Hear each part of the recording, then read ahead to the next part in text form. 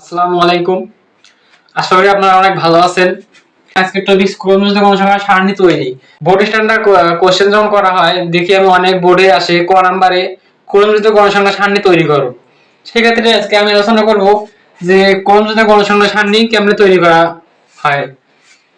এখানে কোশ্চেন দেওয়া থাকবে শ্রেণী ব্যক্তি আর গণসংখ্যা এরকম করে কোশ্চেন দেওয়া থাকবে। এটা হচ্ছে কোশ্চেন। এখন আমাদের বলছে কি যে ক্রমযুক্ত গণসংখ্যার সারণী তৈরি করতে হবে। কোশ্চেন এরকম ছিল। আমরা এখন সমাধান করব। সমাধান হচ্ছে কি রকম সিস্টেম যে নিম্ন ক্রমযুক্ত গণসংখ্যার সারণী তৈরি করা হলো। ওকে, এন্ড পরের লাইনের কাজ কি আমাদের এখানে সব কয়টা আছে 1 2 3 4 5 6 ছয়টা আমাদের ছয়টা সব করতে হবে নিচে নিচে। এখানে আছে কোশ্চেনে দেওয়া থাকবে এই পাশে কি হবে এরকম খাতায় এরকম যে কয়টা কলাম আছে এইরকম। প্রথমটা কি হবে শ্রেণী ব্যক্তি,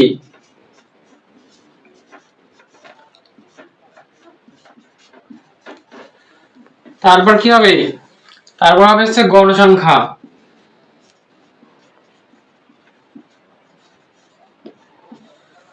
তারপর হবে কি ক্রমযুক্ত গণসংখ্যা,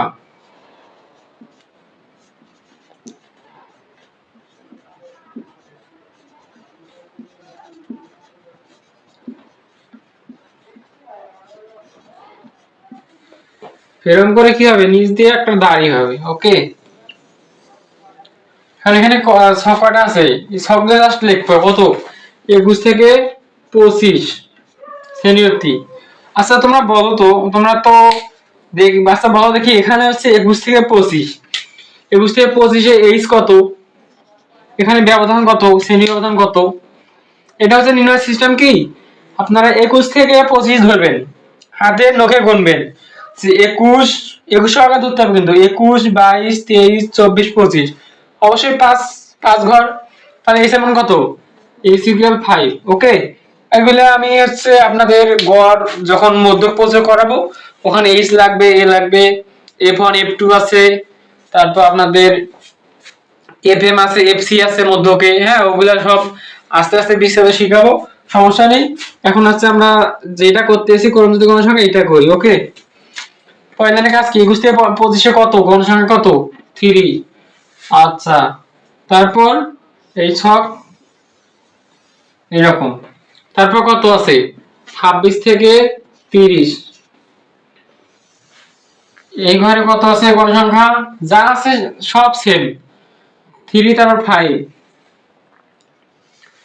তারপর কি আছে আপনার আছে হচ্ছে 31 থেকে 35,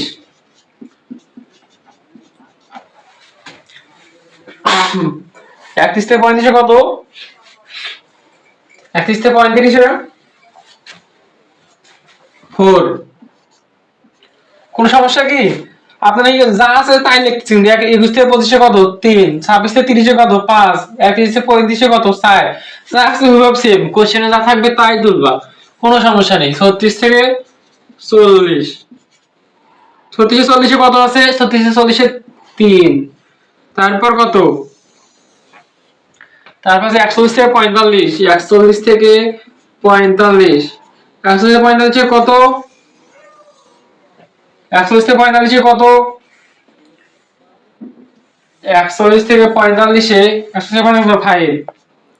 এগুলো কিসের মান এগুলো হচ্ছে গণসংখ্যার মান। ওকে